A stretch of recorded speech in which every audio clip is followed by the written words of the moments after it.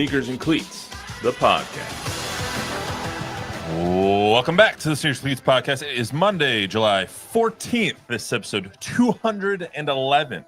Matt Roy, joined by Chuck McGinnick, Don Harris. Guys, how was the weekend? Everything good? Everything good. Yes, sir. Everyone stayed dry? Yes.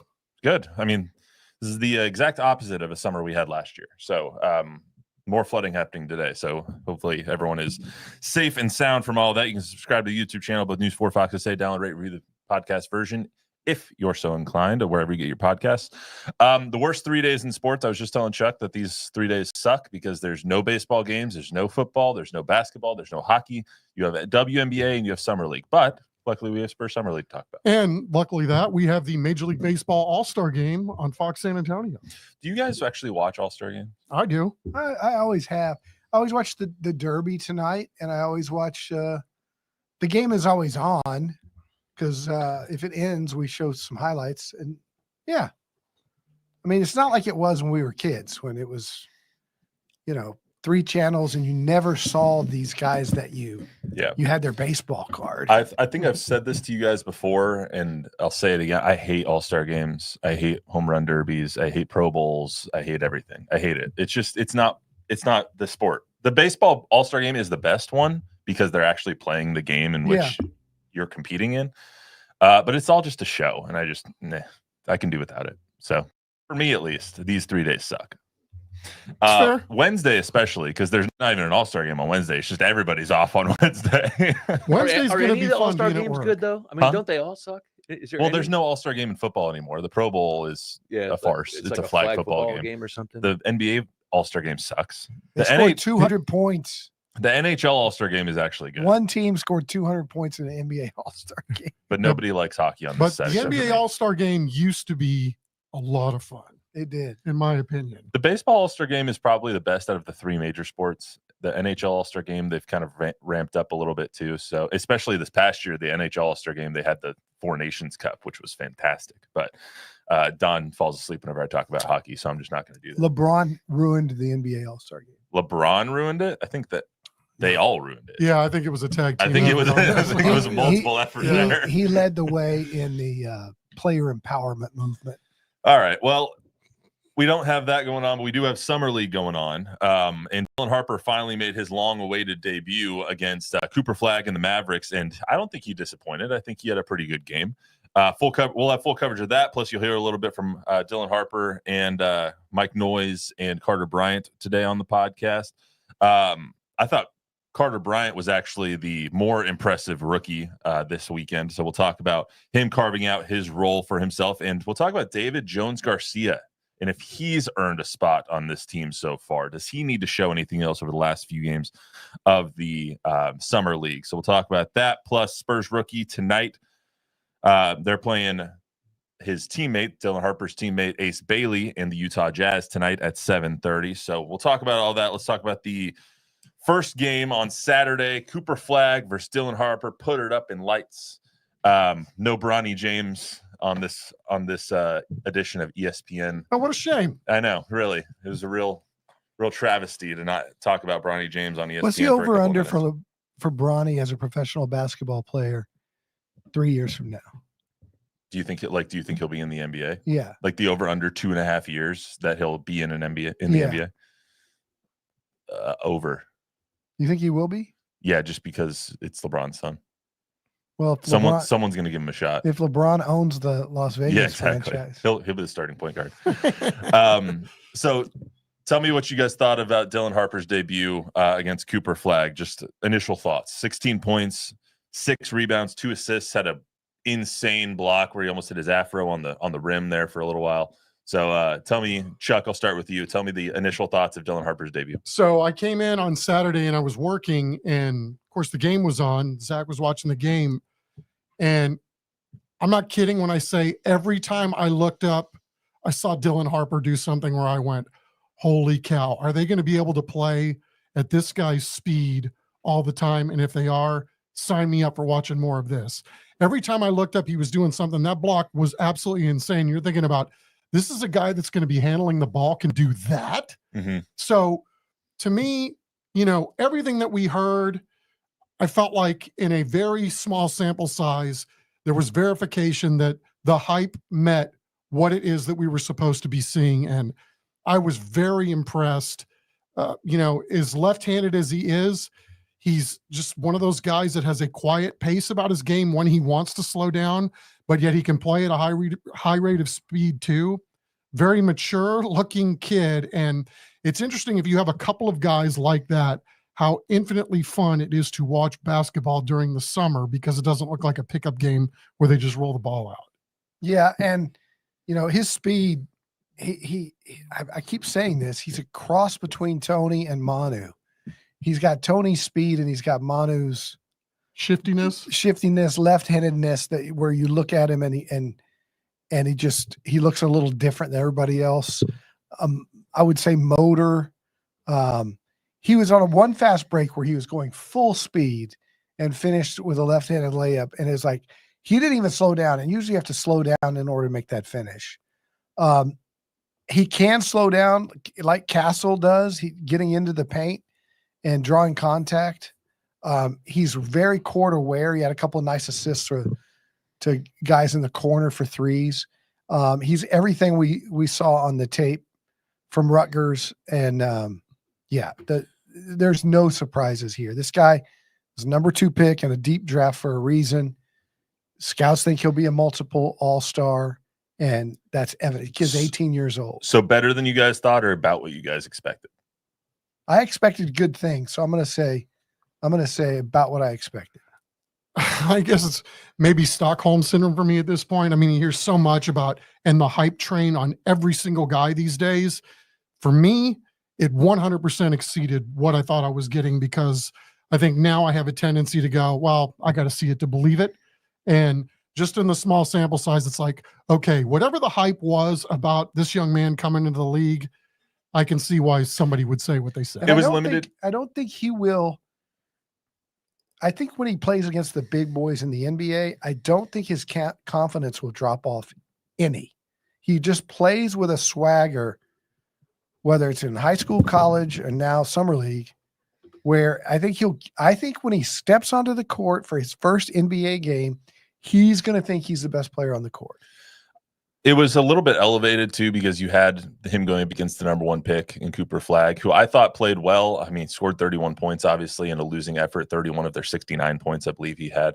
I thought that Dylan was the better player, though, of the two on the court. Like, just watching them, if you didn't tell me that they were the number 1 and number 2 pick, I would say that Dylan played better than Cooper Flagg did.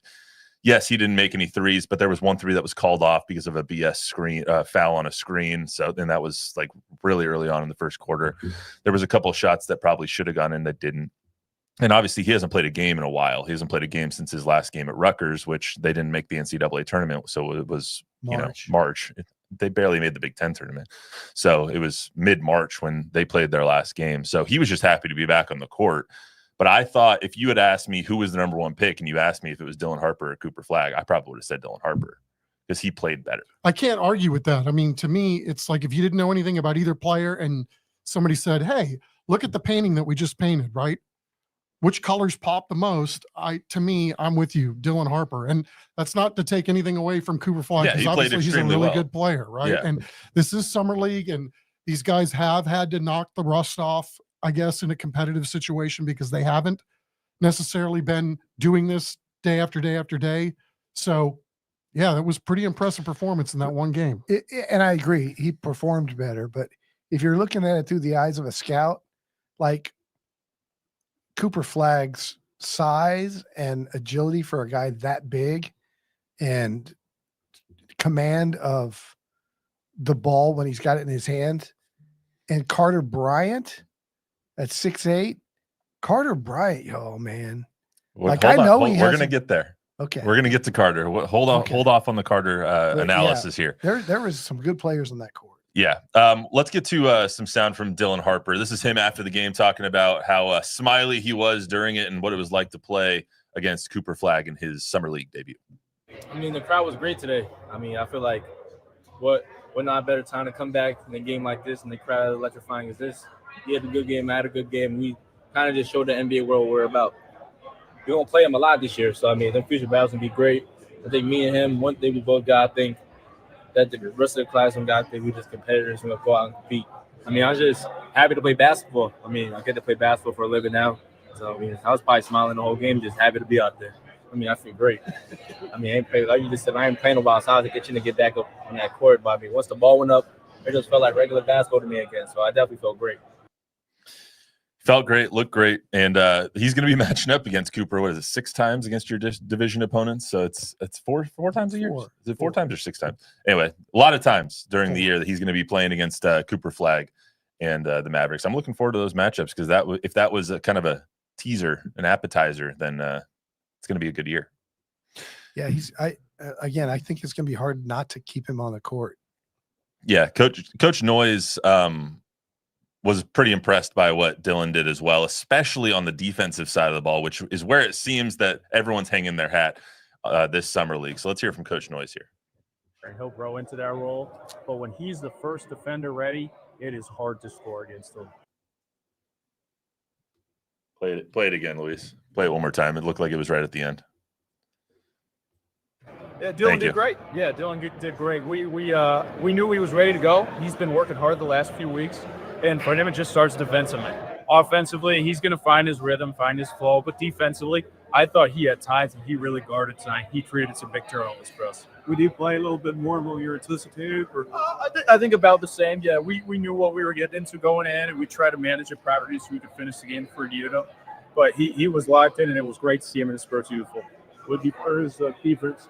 I think you guys know. Yeah, he can cover ground with the best of them.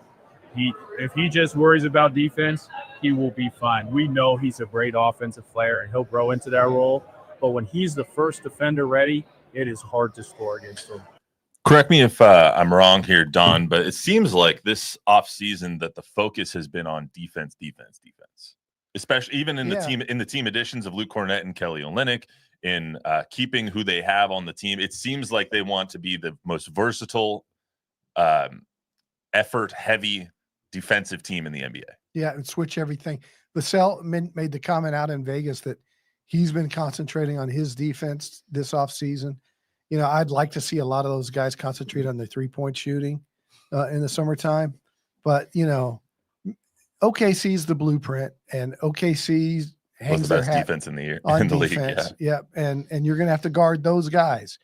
Somebody's going to have to guard SGA and J-Dub in these rivalries in the future, whether that's Castle or Bryant or Harper.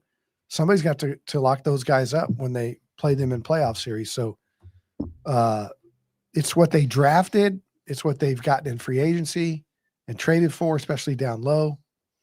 Victor's going to be the defensive player of the year if he finishes the season and qualifies for enough games. And so he probably will win that thing 5 or 6 times.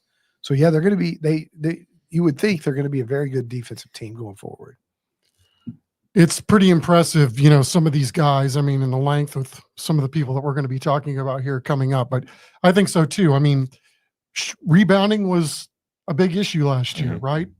Their size when Victor wasn't on the court, I think was measurable. And, you know, you've got to be able to get rebounds and get stops, especially now where everything is tailored towards offense. So, yeah, I mean, I think to your point, I can't argue that. We've alluded to it a couple of times. Speaking of defense, holy crap.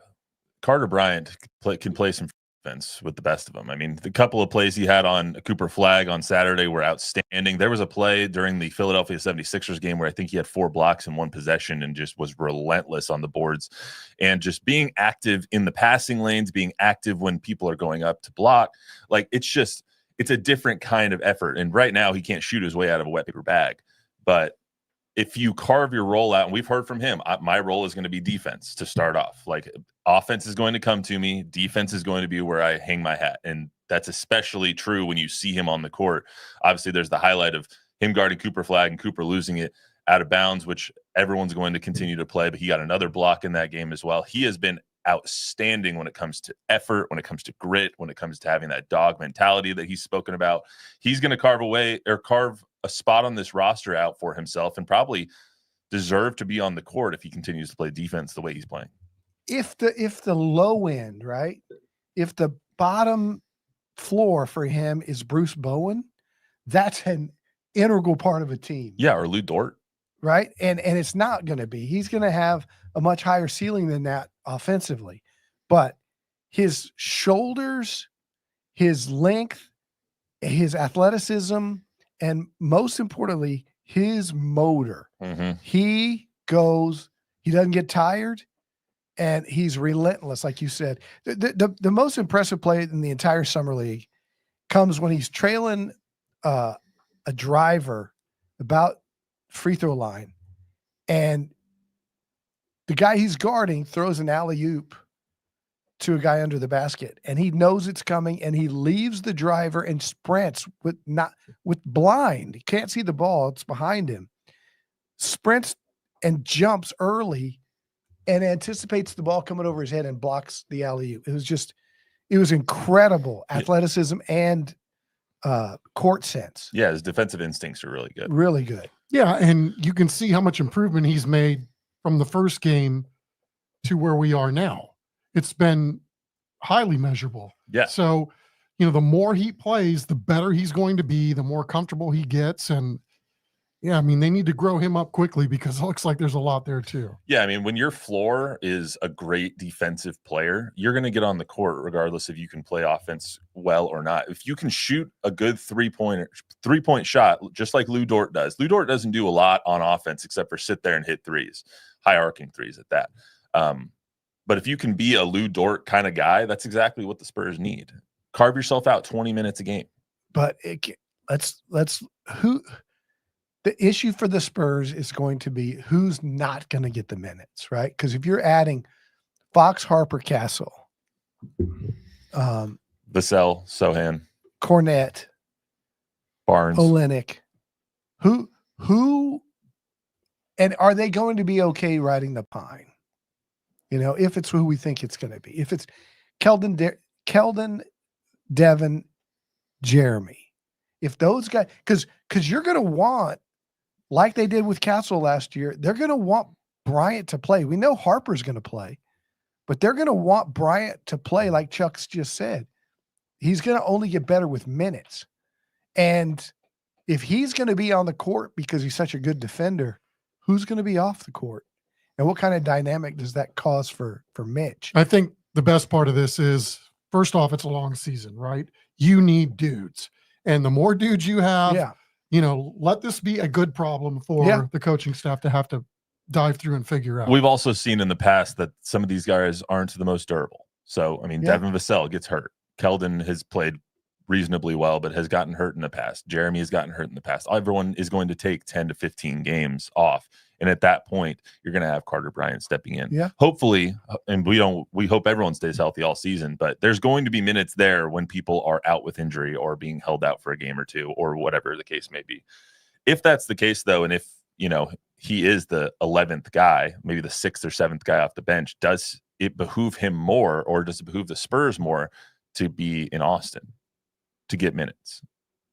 I don't know. He doesn't look to me like a G League player. He doesn't look to me like that either, but also he needs to play. He needs to get the NBA speed. So why didn't again, I think he's better than some of the guys they already have, but that's me. I mean, and that could be very well true, right? But he still needs to play. Yep. So while you're trying to figure out, or while he's trying to figure out how they do things, what they want done, it's not gonna kill him if he goes to Austin every now and then. I mean, it could only benefit by just playing against other guys that are trying to figure it out on the reg. But to your point, it's an incredibly deep team right now. Yeah. It's a deep team that has a lot of guys with a lot of potential. I mean, your starting lineup in no particular order is not Dylan. I think Dylan will probably be coming off the bench to start the season. Is probably going to be Steph, Fox, Vassell, Barnes, and Wemby.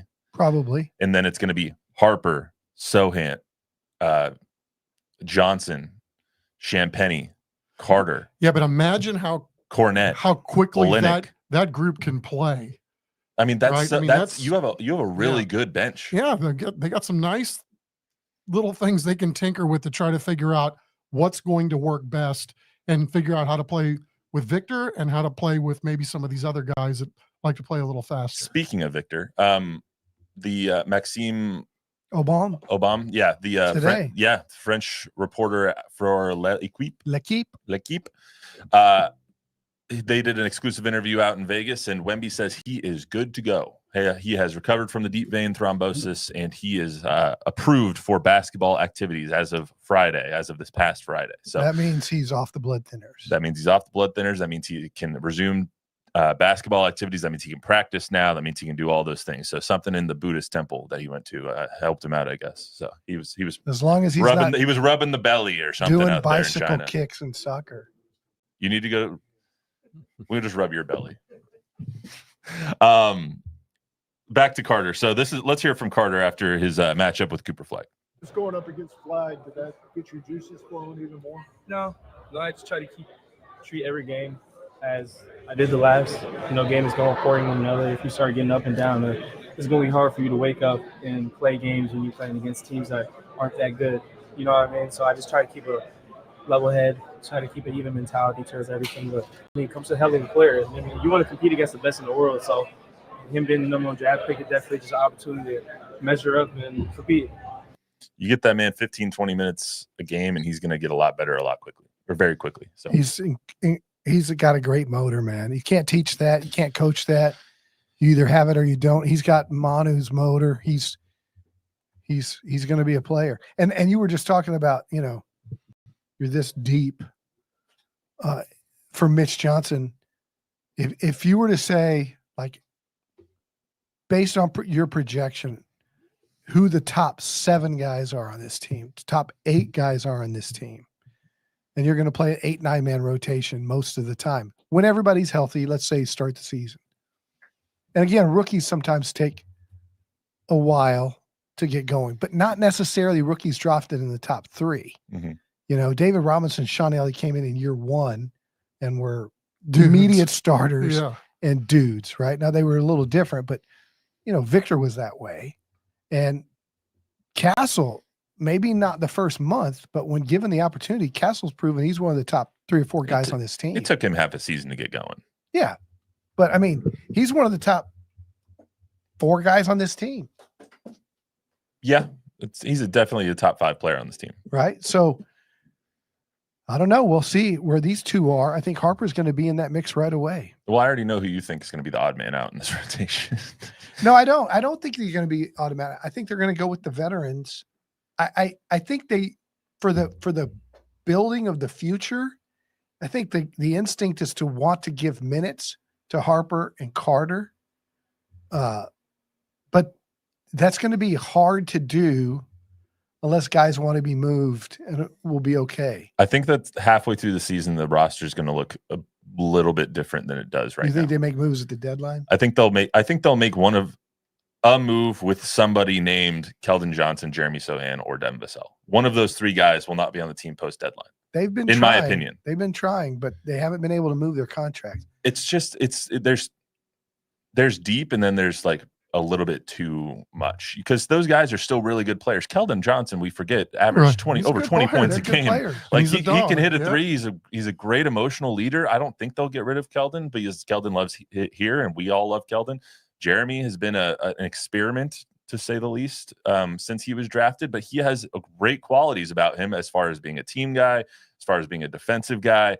He needs to get better on his shot, and through everything that we've seen, he's been getting better at that. Devin is a big question mark as far as his attitude and how he's going to mesh with everybody. So once the guys in the front office see exactly how all these guys are going to mesh together, then you figure out, okay, we need to maybe give him new scenery. We maybe need to move on from this guy. He's going to be a big part of our futures, kind of things of that nature. So yeah, you have to see how it plays out first. Mitch's job is going to get people to buy into a role that they have, that they see for that guy, that might not be right now what that guy sees for himself. Right. Last thing on the summer league here, David Jones-Garcia. Sign him today. Shut him down. Get him on the roster. Sign him and shut him down. The kid's a walking bucket. He can't miss. And he's done it everywhere he's been. He did it at Memphis. He did it in the G League. He's done it in summer league.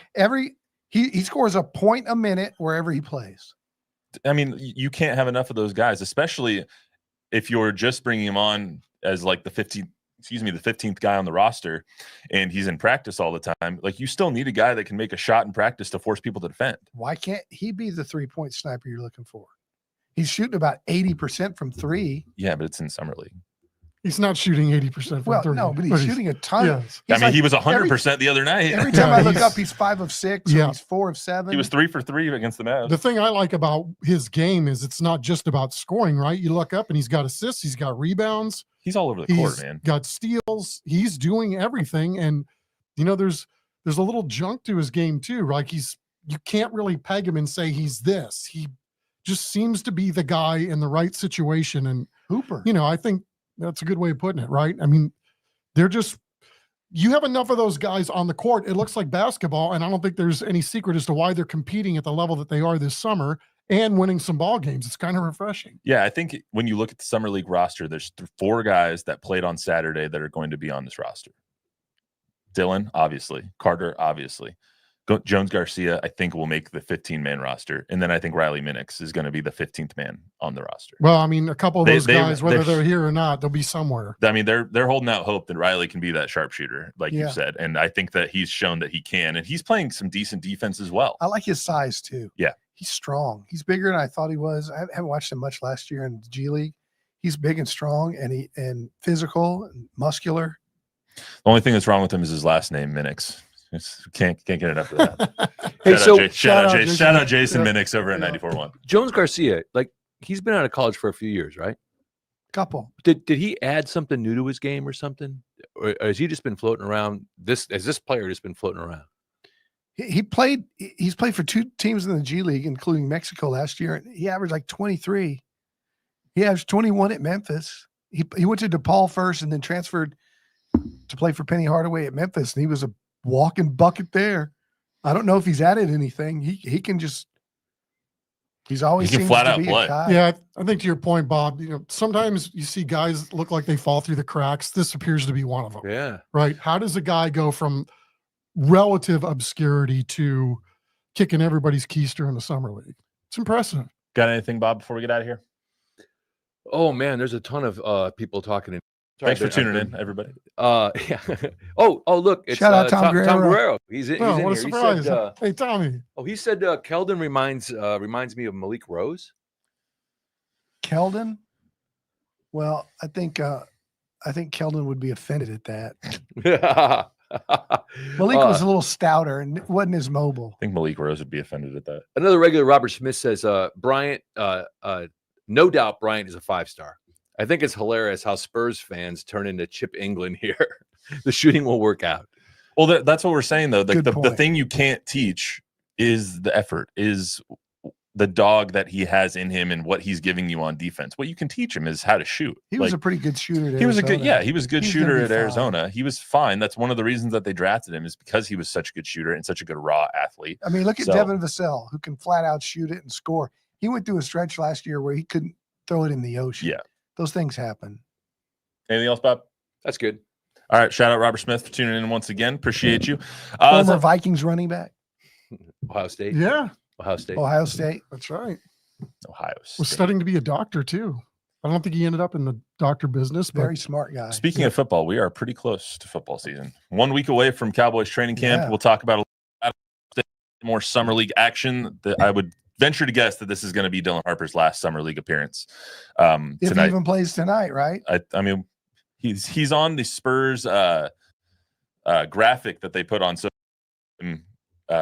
guarding Cooper Flagg. I think it's saying tonight against East Or Bailey, blah East blah blah. Bailey. Yeah, so I think that I he'll would shut probably down play the 3 tonight. of them. Yeah, I think he'll probably play tonight, and then that'll probably be it for Dylan Harper, Carter Bryant. I would guess Jones-Garcia too, but we'll see what happens. Not wake up at breakfast tomorrow and see that Jones-Garcia is signed with the Washington Wizards or somebody. Can you do that in summer league? Yeah. Can someone just, is it like a practice squad in the NFL where you can just be like, you know what, I actually like that guy. You're coming to our team now. 100%. Huh. Interesting. How I many didn't know guys named Ace? There's Ace Frehley, but I can't think of anybody else. that. Ventura? nice. You know what his real name is? Isn't it like Aurelius? No, he's named after Michael Jordan.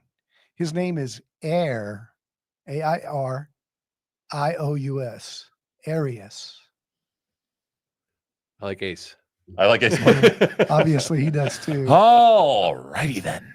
All right. Remember to download, rate, resubscribe, give us a 5-star rating, tell a friend, tell an enemy. Everyone stay safe from the flooding. We will be back on Thursday with more.